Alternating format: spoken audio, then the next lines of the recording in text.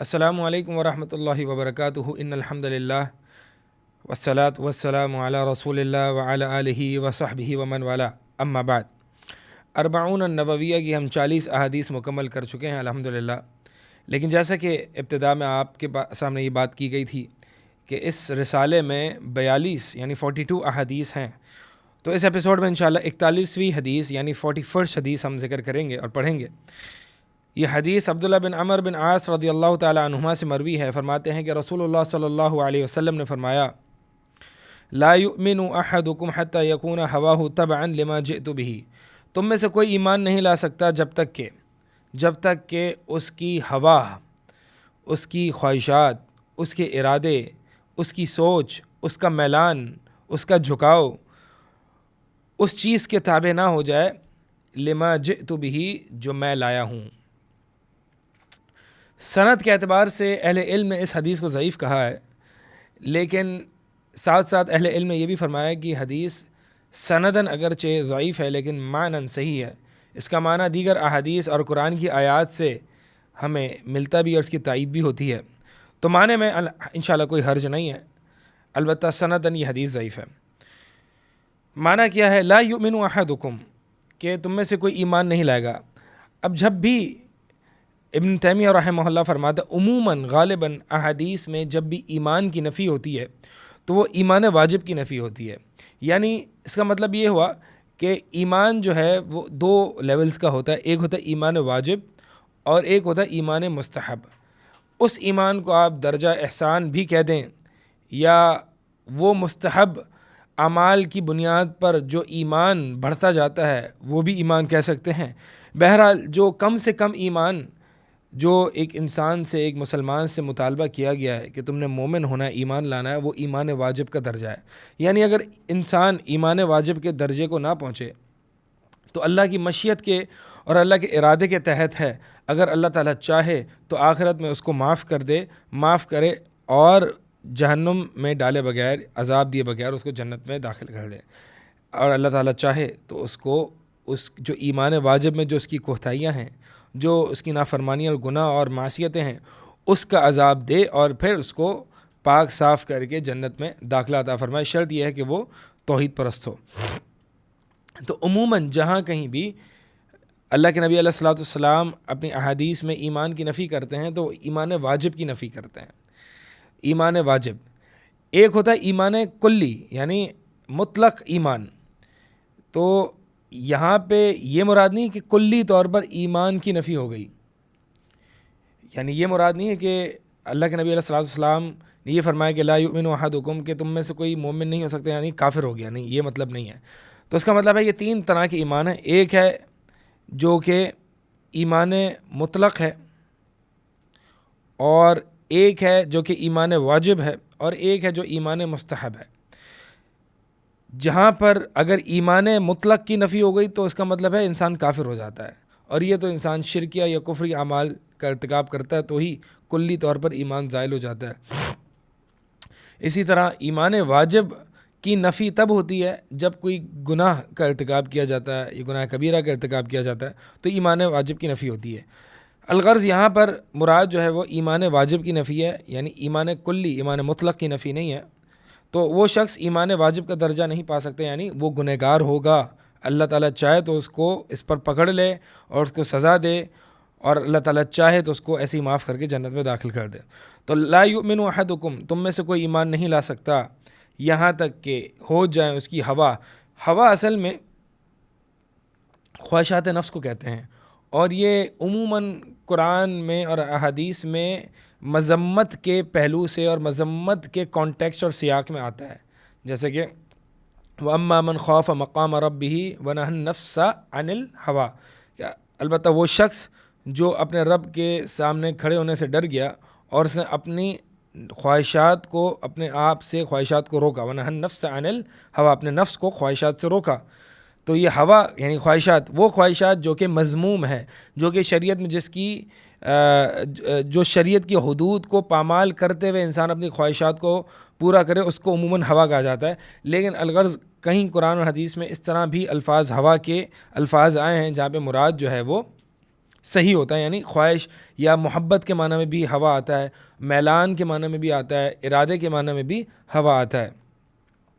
تو یہ عموماً جو ہے وہ اس معنی میں آتا ہے. البتہ یہاں پہ اس حدیث میں معنی ہم کیا کریں گے، یہاں پہ معنی یہ کریں گے جو میں نے ترجمے میں کیے کہ ہوا بمعنی میلان، ارادے، عزم، سوچ، فکر، خواہشات، میلان.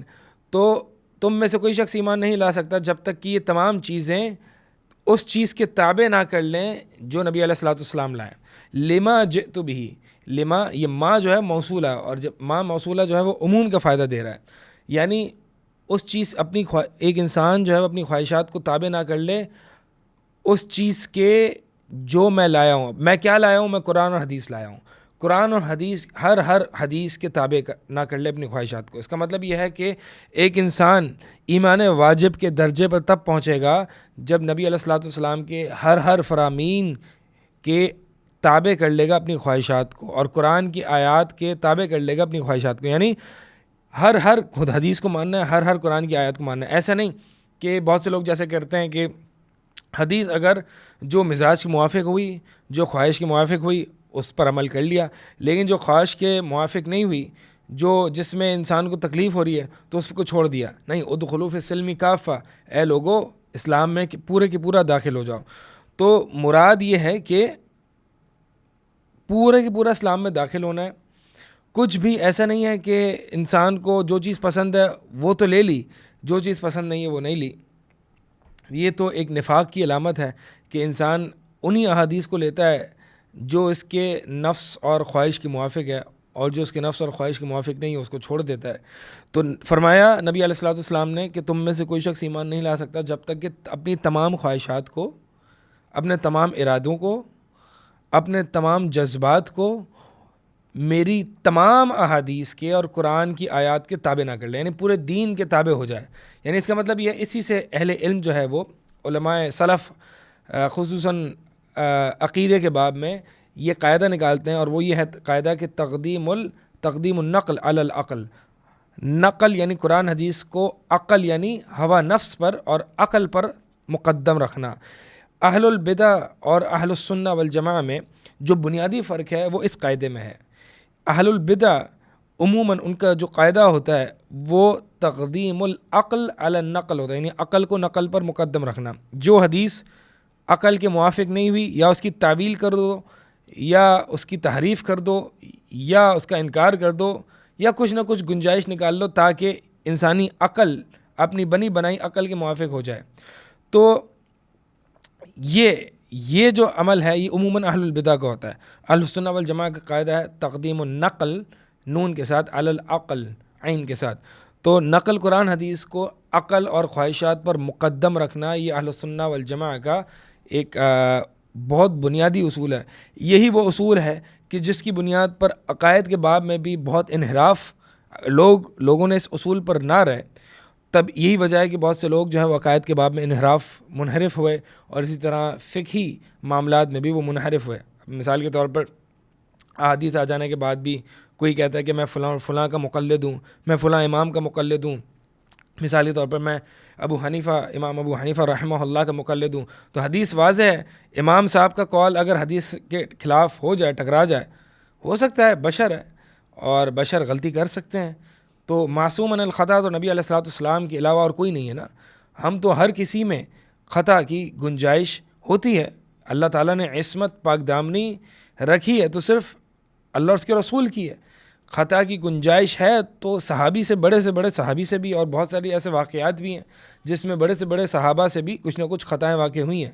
تو احترام اپنی جگہ، ان سے استفادہ حاصل کرنا، ان سے فائدہ لینا، یہ سب اپنی جگہ ہے. اور قرآن اور حدیث کے فہم اور اس کے سمجھنے میں ان کا محتاج ہونا، ان کے فہم کے مطابق قرآن حدیث کا سمجھنا، یہ سب اپنی جگہ ہے. لیکن بہرحال تقلید نہیں کی جائے گی. تقلید کہتے ہیں قبول قول غیر بلا دلیل، کہ کسی غیر کی بات کو، یعنی اللہ اور اس کے رسول کے علاوہ کسی اور کی بات کو قبول کر لینا بغیر دلیل کے.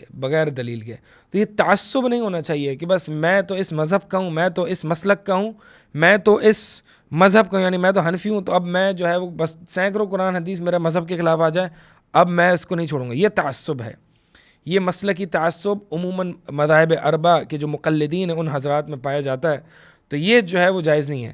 تو اب دیکھیں عموماً اہل البدع یہ تو ہو گئے فقہی معاملات میں تقلید اور جمود. اسی طرح عقائد کے باب میں آپ متکلمین فلاسفہ معتزلہ اور یہ متکلمین میں ہی آتے ہیں اشاعرہ ماتریدیہ, یہ سب آپ دیکھیں تو ان کا بنیادی قاعدہ عقائد کے باب میں بھی, اور وہ یہ ہے کہ عقل کو نقل پر مقدم رکھنا.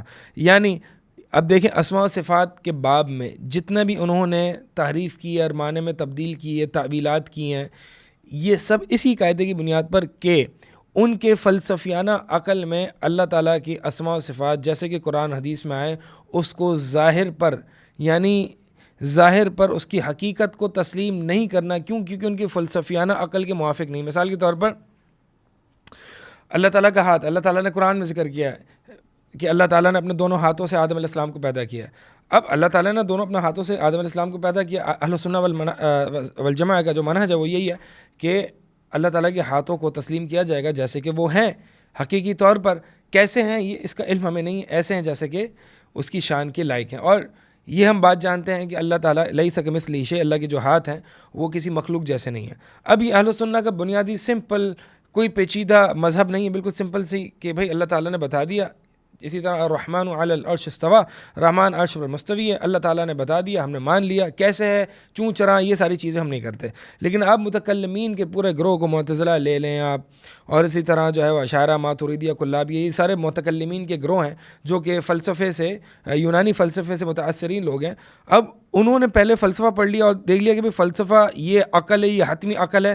اب جو بھی قرآن حدیث جو ہے وہ اللہ کی اسماء و صفات ان کے فلسفیانہ عقل کے مطابق نہیں ہوں گی, تو بجائے اس کے کہ اپنی غلط اور موہومہ عقل کو اور اپنی وہم پرستی کو کی اصلاح کی جائے اور اس کی تصحیح کی جائے, اور یہ فلسفیانہ عقل جو کہ مزعومہ عقل ہے اور مذموم بھی ہے اس کو ریکٹیفائی کرنا اور اس کی اصلاح کرنے کے بجائے وہ قرآن و سنت کے ساتھ تلاعب کرتے ہیں اور اس کے ساتھ جو ہے وہ تحریف اور تعویل کے شکار ہوتے ہیں اور کہتے ہیں کہ جی اللہ کے ہاتھ سے مراد اللہ کی قدرت و طاقت ہے. تو یہ ساری تعویلات ہیں, یہ اسی بنیادی قاعدہ ہے.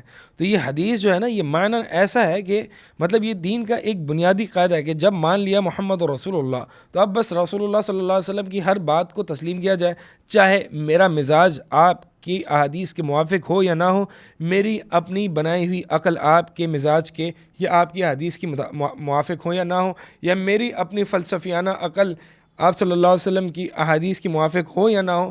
بہرحال ہر صورت میں نبی علیہ الصلوۃ والسلام کی احادیث, قرآن کا فرمان, اللہ کا فرمان, یہ ان تمام خواہشات سے, عقل سے, فلسفوں سے, یہ سب کے سب سے مقدم ہی رہے گا. یہ اہل سنہ والجماع کا بنیادی سا منہج ہے. تو یہ دیکھیں یہ بنیادی قاعدہ ہے اہل سنہ والجماع کا. تو فرمائیں کہ تم میں سے کوئی مومن نہیں ہو سکتا جب تک کہ وہ اپنی تمام خواہشات کو, اب انسان کی خواہشات بہت ہوتی ہیں, ٹھیک ہے, اگر انسان کو چیک کرنا, اسی لیے اللہ سے محبت کا دعویٰ تو بہت کرتے ہیں, تو اللہ سے محبت کا جو دعویٰ کرتے ہیں اللہ تعالیٰ نے ان کے لیے ایک معیار بتا دیا, سٹینڈرڈ دے دیا, کرائٹیریا دے دیا کہ بھائی تم دعوے تو کر رہے ہو, ٹھیک ہے, دعویٰ ہر کوئی کر سکتا ہے, لیکن بات ذرا حقیقت کو دیکھی جائے, حقیقت میں دیکھی جائے, گہرائی میں دیکھی جائے, اور وہ کرائٹیریا اتار دیا, ان کنتم تحبون اللہ فاتبعونی یحببکم اللہ. اگر تم اللہ سے محبت کا دعویٰ کرتے ہو تو اے نبی آپ صلی اللہ علیہ وسلم آپ ان سے فرما دیجئے کہ میری اتباع کیجئے, اللہ تعالیٰ بھی تم سے محبت کرے گا. تو اللہ سے محبت کرنے میں, دعوے میں سچا کون ہے دیکھا یہ جائے گا. یہ نہیں دیکھا جائے گا کہ اس کے جذبات کتنے ہیں, وہ جل سے جلوس کتنے نکالتا ہے, وہ جھنڈے کتنے لہراتا ہے, نہیں, یہ دیکھا جائے گا اس میں اتباع سنت کی خوشبو کتنی ہے, اس میں اتباع سنت کی فکر اور فلسفہ کیسا ہے, یہ دیکھا جائے گا. اگر اتباع سنت ہے تو اللہ سے محبت ہے, اور اللہ سے ایسی محبت ہے تو پھر اللہ بھی اس سے محبت کرتا ہے. یہ دو طرفہ محبت ہے. تو ہر انسان دعویٰ تو یہ کرتا ہے کہ بھائی ہم نبی علیہ السلام سے محبت کرتے ہیں. محبت کا نبی سے محبت کا کرائٹیریا کیا ہے؟ نبی سے محبت کا کرائٹیریا یہ ہے, سٹینڈرڈ یہ ہے کہ نبی کی محبت کے, نبی کے عاشقانہ لشکر کے دعوے دار تو بہت ہیں, جل سے جلوس تو بہت ہیں, لائٹس اور جھنڈے تو بہت ہیں, لیکن دیکھا یہ جائے گا کہ نبی علیہ الصلوۃ والسلام کی اتباع ہے یا نہیں ہے. یہ اصل معیار ہے. ٹھیک ہے، تو یہ چیز ہے کہ بھائی اصل بات یہ ہے نبی علیہ الصلوۃ والسلام سے محبت کا کہ اپنی خواہشات کو آپ کے فرامین کے تحت دبا دو. جیسے ہی رسول صلی اللہ علیہ وسلم کا فرمان آیا، اب میری کیا خواہش ہے، اس کا کوئی اختیار ہے ہی نہیں، اس کا کوئی اختیار ہے ہی نہیں.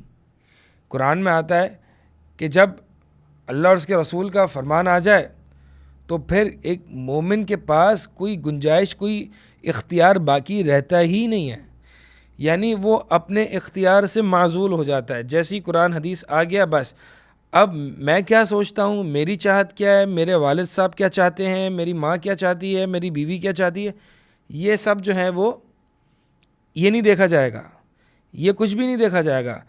یہی معنی ہے کہ اپنی تمام خواہشات کو، اپنے تمام اور اپنے جتنے بھی لواحقین ہیں، اپنے رشتہ دار ہیں، سب کو دبا دیا جائے نبی کے فرمان کے آگے.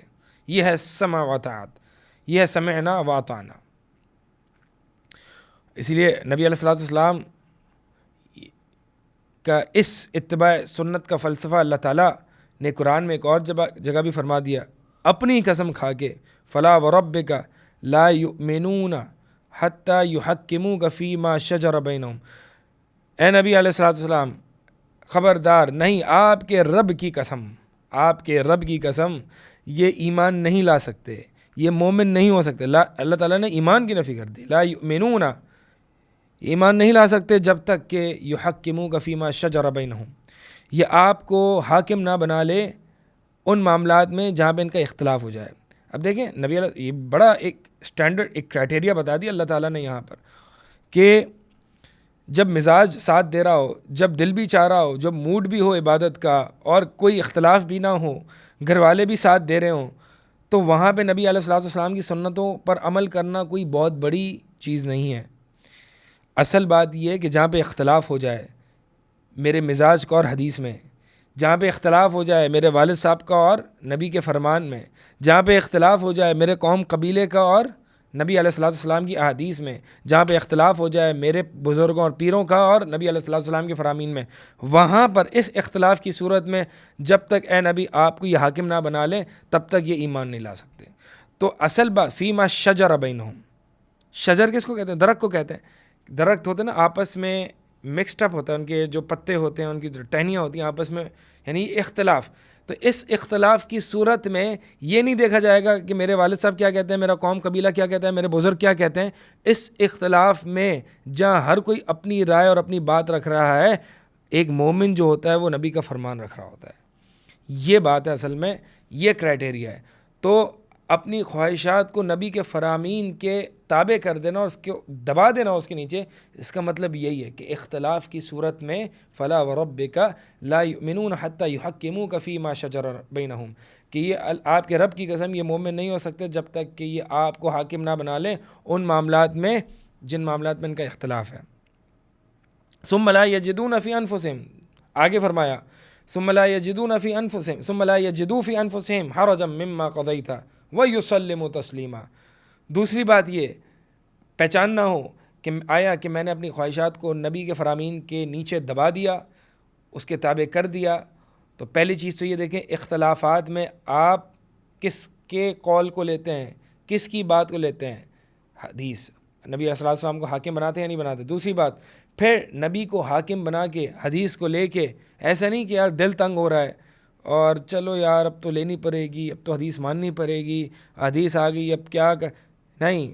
ثم لا یجدوا فی انفسہم حرجا، اپنے نفس میں، اپنے آپ میں پھر تنگی نہ محسوس کرے، بلکہ دل و جان کے ساتھ سمعنا و اطعنا، کہ بس نبی کا فرمان ہے، جان بھی قربان ہے، یہ جذبہ ہو. وَيُسَلِّمُ تسلیما، آگے فرما دیا، اور بالکل سر خم کر کے اپنی گردن کو جھکا کے نبی کا فرمان ہے، اللہ اور اس کی رسول کی اطاعت ہے، اسی پہ میری رضامندی ہے، یہی میری زندگی ہے، یہی میری خوشی ہے، یہ ہے تو میں ہوں، یہ نہیں ہے تو میں نہیں ہوں. یہ پورا اتباع سنت کا فلسفہ ہے، اور یہ اتباع سنت کا فلسفہ اس حدیث میں بیان کیا گیا ہے اور قرآن کی آیات میں بیان کیا گیا ہے، جو کہ میں نے آپ کے سامنے رکھی. اللہ تعالیٰ سے دعا ہے کہ اللہ تعالیٰ عمل کی توفیق عطا فرمائے. اقول قولی ھذا استغفر اللہ لی و لکم.